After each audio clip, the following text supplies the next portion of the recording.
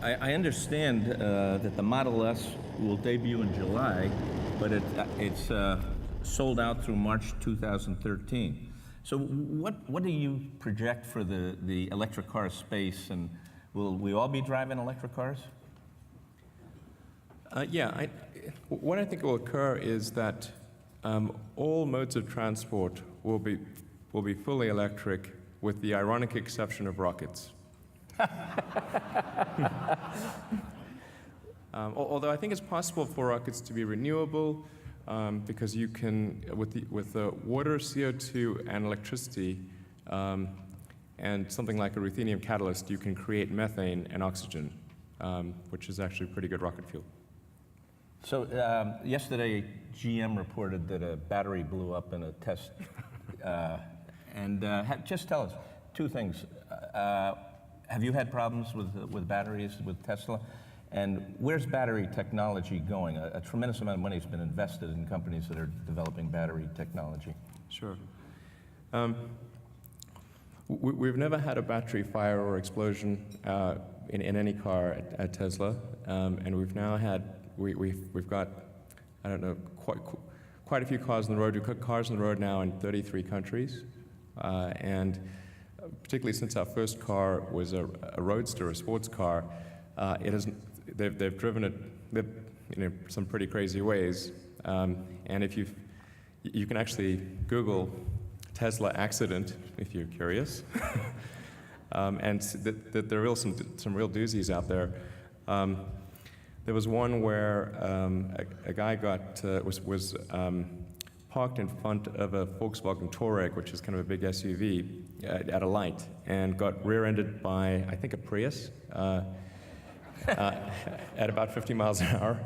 It was quite a hard impact, and got shoved under the Touareg like a wedge, flipped the Touareg into the air. It landed on the Tesla, so there's this picture of this Volkswagen SUV sitting on top of a Tesla with a Prius in the butt. And both the driver and passenger walked away without injuries. So no battery fire. So it's been, I mean, I say that now, and of course, I'm testing my luck by saying that, but so far it's been really good. Well, that's a heartwarming story, but how about where battery technology is taking us? Absolutely. So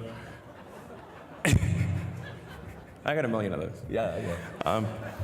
So battery technology has been improving approximately, 8% a year, or maybe 10% a year, depending upon how you count it in terms of cost and energy density.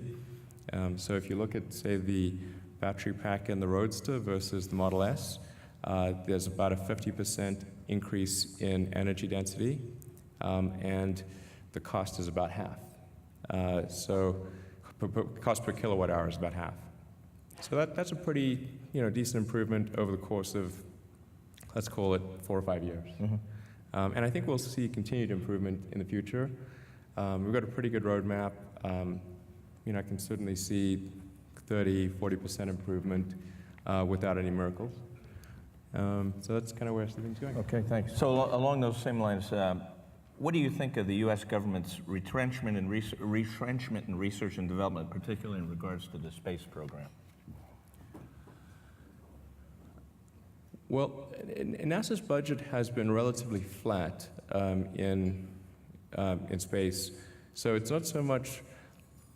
I mean, it's a small reduction, but it's not a huge reduction in government expenditures on the NASA front. However, it seems as though things have gotten more and more expensive to do things in space, and I think that's partly because NASA has not had great options as far as who to work with. The main NASA contractors have tended to increase their costs over time, and they've tended to merge and consolidate, so there were fewer of them. So if you're in NASA's position and you don't have a lot of horses in your stable to choose from, then things are going to get more expensive over time. And so what I think SpaceX has been able to do is to be quite helpful to NASA in giving them options that are lower cost and enable them to achieve more for a given dollar. A lot of people think SpaceX is somehow competitive with NASA, but actually NASA is our biggest customer. There are about a third of our launches are with NASA. Do you think the Russians have announced some pretty aggressive plans for intergalactic exploration and whatnot? Do you think that'll act as a spur, put pressure on the U.S. to re-energize its space program earlier than they presently plan? Well, I don't think the Russians are likely to be a serious competitor in space. Unfortunately, the Russians have not invested in they've invested very little in new space technology since the fall of the Soviet Union. The rockets that existed 20 years ago are very similar to the rockets that exist now. So I don't think much is going to occur there. I think China, on the other hand, could be a significant competitor. They are investing a great deal in their space program, and they are very much set on exceeding the United States in space exploration. So I think it's really just going to come down to the United States and China. We have a lot of young members, and we have a lot of young guests here tonight that are in their early stages in their business careers. Some of them are entrepreneurs or want to be. Do you have some advice? Maybe you've started 5 companies yourself, all successfully. Do you have some advice? Well, I'd say certainly make sure you have a good pain tolerance. There's a friend of mine who has a phrase for starting a company, is that it's like eating glass and staring into the abyss. If that sounds appealing, you know. And those who have started companies know what I mean.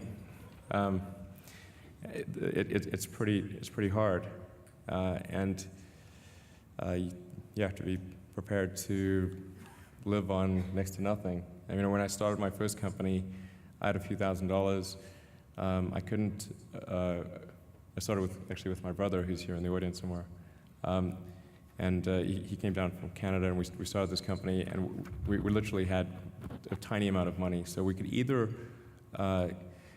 get an apartment or we could get an office, and the office was cheaper.